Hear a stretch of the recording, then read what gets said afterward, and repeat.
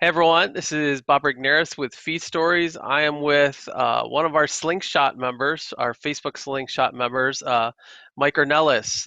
Mike, how you doing? How you doing, Bob? Good. I wanted to have Mike on today.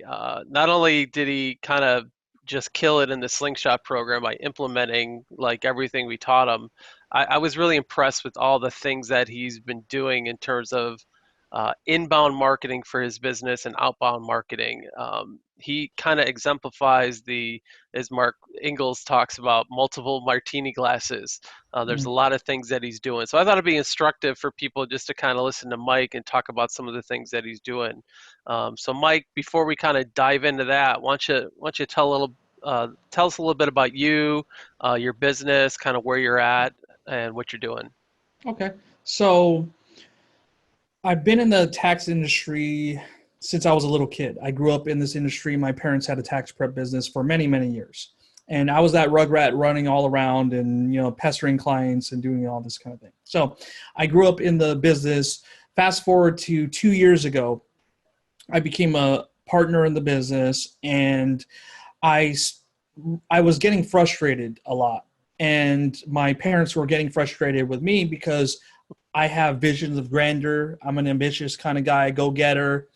When I see something, I try something, and so we were butting heads more often than not. So I told them, well, it's becoming complicated because we're not only business partners, but we're also family. So it's making it really awkward. So I would like to salvage the relationship. That way it's not awkward during the holidays and we part ways on a business level. I don't want you to buy me out because you're talking about a very small business that within 3 years of my taking over the sales and marketing, I saw it double. And so I parted ways 2 years ago, started my own business. Fast forward to today, it's 2 years later, we grew from $0. I didn't have a desk. I didn't have a laptop. I didn't have supplies, no clients, no nothing, just right here, what was in between these 2 years. Started with nothing, and now we're on track. We're going to do 400 this year, maybe even more. Okay. And so that's a little bit of where that's going. And I specialize in tax resolution. Some people call it controversy, some people call it representation, different terms, same thing. And I get a lot of satisfaction out of doing that because these people are in trouble. I mean, they're salt of the earth, honest to goodness, good people that life happened to. Divorce, illness, death of a loved one, foreclosure, business tanked, got unemployed, they had to move to take care of an ill relative. So all these things compiled in the process, they usually get addicted to drugs or alcohol. Mm. So these are really good people who life has just accelerated the process of compiling against them. So when they Okay. come in to see me or we chat or what have you, it's a matter of me understanding where they're coming from because these are people with a problem that I can fix and I want to fix because my heart goes out to them. But at the same time, we need to cooperate to get their problem fixed. So that's, uh, and then as That's far as awesome. Where are you located, Mike? in Sacramento, California, Okay. And do you serve a local client base or do you do national? I do national. A Okay. lot of people come over to me because of the local angle, as in I do have an office. As you see, it's not massive. It's just just pure get work done kind of situation. Okay. So cool. So you draw some local clients and some national clients. So talk a little bit about how did you, so you started with zero. This is kind of like um, the classic story. I started with nothing. So obviously you had a lot of experience. So you weren't doing something that you didn't know. But what were some things you did to kind of get the initial surge of clients into the business? The first thing I did was, and this is the concept that pretty much everybody talks about not starting with a blank slate. So what I did is I first approached the ideal type of clients. So I knew how to write copy, I knew how to telemarket, I knew how to do those things. So that's what I did. Is I scrounged up a few $100 and I did a direct mailing. that brought in a client or two. And then I leveraged that on the back end. Did telemarketing, and then I also came out with a tiny, ugly yellow and black, basically a glorified pamphlet, right? It's like 50 pages. It was called 7 IRS Secrets Real Estate Professionals Need to Know. I sent it out in an ugly blue bubble mailer. I got like 7 or 8 speaking engagements at local real estate offices like right away. And then I started to get clients from that effort. I knew how to speak already. And then I leveraged those activities and the revenues that were coming in up. So that way I could do direct mail bigger, I could do more speaking, and then I could also do radio. Then I leveraged it to the point that now I'm doing Facebook ads, webinars, and then I did actually write a full-fledged book. So I marketed that aggressively. Thankfully, it hit bestseller status on Amazon I think it was July. And that helped because then I could say that as a best-selling author, and then leverage that into even more speaking engagements and even more marketing methods. So I tried LinkedIn, and I did the automated route with LinkedIn. And then when I came over to you guys, I wasn't really doing Facebook, not the way I'm doing it now. Mm-hmm. So after the program, I mean, I'm that thing is like running really nicely for me to the point that Awesome. you didn't know about this, but I recently got a client. So I'll tell you this, Bob, from that program. I can't say enough good things about it, but I got a client from the landing page that I was advised to take down. But what happened is I got 11 people register for the webinar through that ugly landing page that's still there and I'm still using, and I'm sure it could use some work. But what happened is I was thinking, well, do I take this landing page down and not follow through with the webinar, and then I miss out on potentially signing up one of them? Because I know that I can get one of those people to sign up as a client. Okay. I know that hands down. So because I've done speaking, so I just leverage it into a webinar. So what I did is I proceeded with the webinar. 11 people signed up. One person showed up and left early before I even did the offer. But here's what happened. After the webinar, this guy emails me and he said, he was really apologetic. It was like 11:30 Pacific time. He's from New Mexico. He emails me and he says, I'm sorry I couldn't stay until the end of the webinar. I had to go to work. And he gives me this whole sob story. But then he gives me this situation. And the guy owes like $100,000 to the IRS. I enjoyed the bit of your webinar that I saw. And now it's going to pay, that client is going to pay for the investment in the program and then some. So Awesome. that's a recent testimonial from that. So you guys helped me leverage the Facebook angle, and it does work as far as generating clients. But like you guys say, you got to generate leads first. Like they have to become aware of you first. Yeah. You can't just go out there and say, sign up with me today, sign up with me today, sign up with me today. In the direct mail world, I'll give you an example that way. If I send out a direct mail piece, and I've had hundreds of not just tax business colleagues, but also in general, business owners will say, yeah, I sent out one mailer one time. How many people did you send it to? I sent it out to 500 people one time. Okay. And then I look at the piece. It's terrible. There's no offer on it. It's, hello, I'm Bob Smith. Call me when you need some work done. That's it. And so I'll look at it and then I'll say, okay, there's a lot of opportunity here, but usually the second or third touches, they're going to more than pay for the first mailer. So if I don't do at least 3 and then put them on my new printed newsletter list, then I might as well just give the money to the homeless guy down the street because it's money wasted anyway. Wow. So wow, there's a lot there. So let me kind of reverse back. So you have not only have this tax knowledge, but you kind of invested in learning marketing. And I think we talked before. You're a Dan Kennedy guy and a Perry Marshall guy. So you learned kind of the system of, hey, I'm going to put something in the mail it out with an offer and get business, right? So you kind of learned that skill. Sure.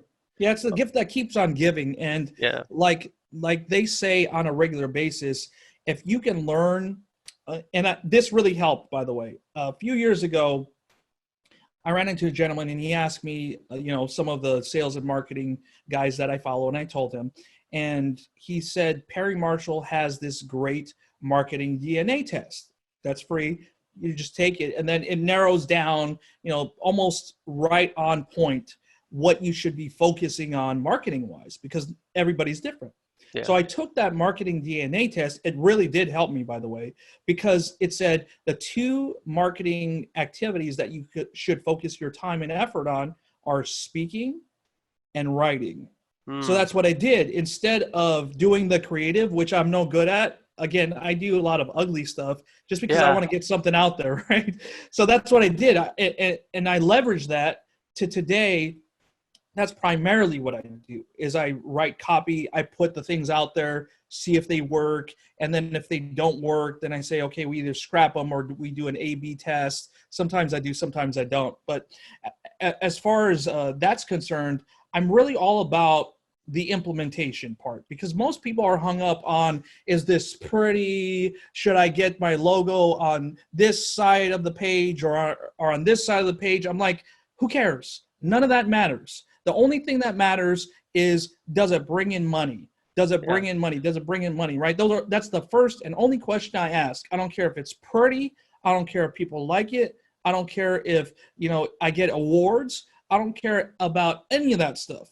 The only metric that I'm worried about at the end of the day is, one, does it bring in money? And if it brings in money, and if it at least 2X's my investment into it, whatever it is, Facebook, LinkedIn, direct mail, email, whatever it is, then I'm going to continue doing it, and I'm going to leverage it and tweak it to the point that it can bring in even more money. So I think that in my experience, I know that in my experience, a lot of business owners, they get hung up on, is it pretty? Do people like it? Is it politically correct? I'm like, who cares? None of that matters. The only metric at the end of the day that matters is, does it produce money? And if it does, leverage that thing and you have an evergreen asset. Well, what I'm impressed with, number one, is that you kind of knew initially what would work for you. So and you took the DNA test to kind of like prove it, but you're able to write and you're able to speak. So you use the mail to generate speaking engagements, to generate clients, and then you took your profits from that, did more mail, more speaking engagements. Then you started to expand into things. I heard you say radio. You're doing some Facebook stuff. You've done some LinkedIn stuff. Like you're taking your profits, the revenue you generate from these things, and you're scaling by going deeper into things that you're really good at, and then you're slowly expanding to things and outer rings which you're maybe not as experienced at, but like in order to grow the practice, right, you're having to expand different things to reach different people. And that's was one of the things that impressed me about you, was you had this sense of, okay, I know what I'm really good at, but you're willing to go to places where your customers are at and try these new media to see, hey, does this work? And you say, yeah, if it's returning 2.5 times my investment, then for me it does work. I think it's a really smart way to build a business, especially for somebody in a position like you, where you're running a service business, or if you're a thought leader running a coaching program or something like that.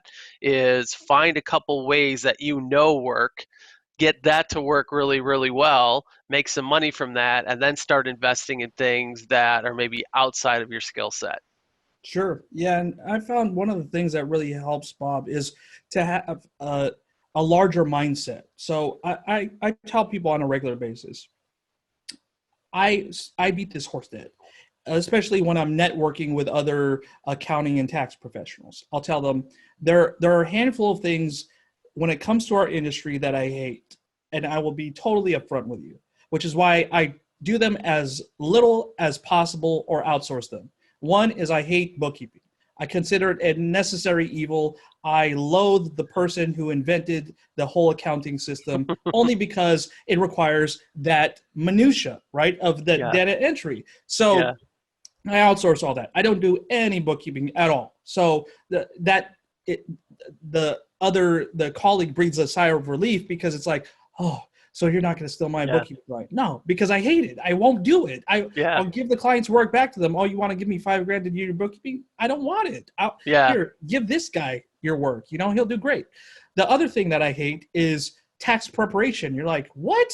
This is coming from a guy who touches tax returns on a regular Yeah. basis, and clients usually come with 5 years of unfiled returns that we have to get them caught up. Yep, I hate doing those tax returns, but it's a necessary evil. So I let them know that too. And one thing that I found is really helpful in my industry, but in every industry, is to have a collaborative mindset. I think it was Jay Conrad Levinson in Guerrilla Marketing who said this, is rather than being of a competition mindset, you're of a collaboration mindset. And so there was a whole book called Blue Ocean Strategy written on that concept, right? Yep. And a bunch of others that are written on that same concept, different titles, same concept.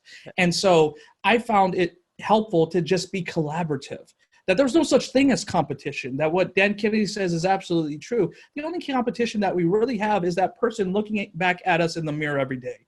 Yeah. The guy down the street is not our competition. I have colleagues who do tax resolution in my local market. They're like a couple miles away. Okay. Each of us gets business. Each of us feeds off of each other. And sometimes we get that problem client who maybe doesn't click with me, but might click with Joe Smith down the street, and that's fine. And so it's important to have that collaborative mindset that there are people with our ideal clients or customer who we can go and contact and say, hey, Joe, hey, Jane, I would like to work out a referral arrangement.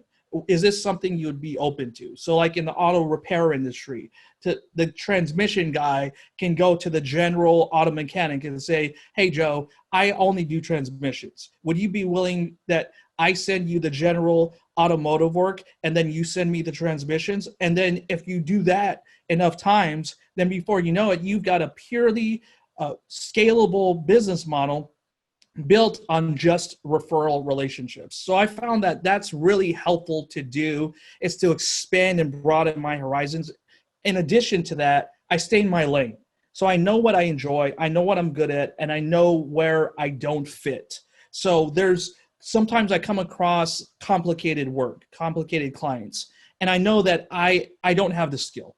I just don't. I don't have the knowledge. I don't have the expertise. And I will tell the client up front, I don't have what it takes to get the job done for you right the first time. So I have partnered with somebody. I'm going to bring in an outside advisor who runs circles around me when it comes to this. And that way you are best served, and then you get it done right the first time, because I don't want you to, walk out the door and then you end up complaining, oh, Mike didn't do this right. No, I hate to hear that, because that meant I stepped outside of my lane. Does it mean that I'm closed to trying new things? No. But when it comes to the technical knowledge and expertise, I stay in my lane. When it comes to marketing, on the other hand, I'm more than willing to experiment, because that's very much within my lane. So I let people know this up front, so that way they don't have the misconception that I'm the be all and end all. I'm not. I really am not. And I let people know that there are tax people who will run circles around me when it comes to a tax return. Man, those guys can do tax returns like nobody's business, and I envy them. But I don't have that skill, nor do I have the desire to develop that skill. So when it comes to just staying in our own lane, I'd say on the technical aspect, yes, let's stay within our own lane, our own competence, our own area of expertise. But when it comes to marketing and sales, let's experiment. Let's try new things. Let's be as ambitious as possible, because there's always a new marketing method to try. And that's one of the things I love about sales and marketing. So it sounds like, at least from your perspective, there's two things that you really focus in on, is the tax resolution work, because you have some superpowers in that. And then the other thing you do is you spend a lot of time on sales and marketing. And I think a lot of service providers spend so much time on their thing that they neglect the sales and marketing, and it's no wonder that they're stuck where they're at. Right. Yep. You hit it right on the head, Bob. That's exactly right. And so the whole concept of the E-Myth, work on your business, not in your business. Well, I think it's dangerous to not work in your business, because then you could have the rug pulled out from underneath you. You've got to invest some time to working in your business, whether it's, making sure that the payroll is run on time, whether it's checking up on the projects and making sure that they're proceeding accordingly. You've got to inspect what you expect, of course. But then at the same time, there's this temptation to jump in, and the mindset, because I mean, let's face it, as business owners, we tend to be control freaks. So we jump in and we're like, since I started this, I might as well just see it through. And then we get caught up in building resentment in the people who are supposed to be working with us and for us. One of the things, I'll give you an example. Recently, I asked my assistant, Heather, because I started getting busier than ever with sales calls and with technical work. I started getting bogged down to the point that even my wife noticed that I needed to unload a lot of things off of my plate. So I approached, naturally, the first person. I know that she does a kick butt job when it comes to admin. I approached her first. I said, ask her, would you be willing to accept some of these additional responsibilities? Do some of these tasks that fall under the umbrella of admin. It's just that I can't do them anymore. I don't have the time to do them anymore. I'll show you exactly what you need to do. I'll set you up for success. I'll do all the training videos, giving you tutorials on exactly what you need to do. Any clarification, just run it by me. I recently unloaded that from her, and I'm telling you that it's probably saved me a good 5 hours a week easily. And so she has been able to unload a lot of that stuff from me. And because, she kicks tail when it comes to anything that she does, I just leave her alone. And I just say, hey, if you have any questions, check in with me. But as far as the completed work, because I'm signing my name on that, I'm going to give it a once over just to make sure that it's good to go. And that's pretty much it. So I found that it's helpful with the people who want us to succeed. So like with her, I asked her, hey, Heather, like, what can I just was curious, like, what can I do better? How can I help you on administrative level and help you function better in your role as my assistant? She said, trust me. I said, trust you. She said, yeah, just trust me. You don't have to hover over me like, like I'm not doing the job, or that you need to hold my hand. Can you just take a step back and trust that I'm doing what you asked me to do and I'm doing it right? I said, oh, okay. And she said, the other thing is I would like to help you more. It seems like you're hesitant to ask me to do things for you, when in reality, I want to do more for you. I feel like you don't ask me to do enough. And so having that regular check-in with the people who work with us and for us is very important, because they are invested into this thing, right? They want us to succeed. I mean, otherwise, who's going to pay their paycheck? They don't want to go anywhere else most of the time. And so I hear this from colleagues, oh, what if I'm training my competition? I tell them, you're never training your competition, because you're your competition. You're your only competition. So if you're training someone and that person ends up developing, man, a massive business, then you should sit back, relax, and say, man, I did a good job. Look at what an awesome trainer I am. That guy went over there and started a compliment to me personally, because I showed him everything that he needed to know to succeed. So in actuality, what you should do is you should say, hey, Joe, let's talk, man. I want you to now help me start a coaching and training business, right? Because now you just showed the social proof right there. What greater proof do you have than that you trained him over a few years and now he started a business that outgrew yours? No. Well, this is awesome, Mike. Lot of lessons just in this short little interview. Um, Before we go, could you just let people know where they can get in contact with you? Website, phone number? Yeah. So my website is sacramentotaxresolution.com, and the phone number is 916-509-3553. And you can see Heather in action, because she's the one who responds to all the calls. And that's the best way to reach us. That's the best way to get a hold of us. I have stopped giving out my personal email address because I started getting inundated with emails from clients who are asking me questions that Heather can easily answer, and even answer better and answer with more patience than I do. Awesome. Well, it was a pleasure talking with you. You're rocking it. I can't wait to see what happens next. So appreciate you taking the time today.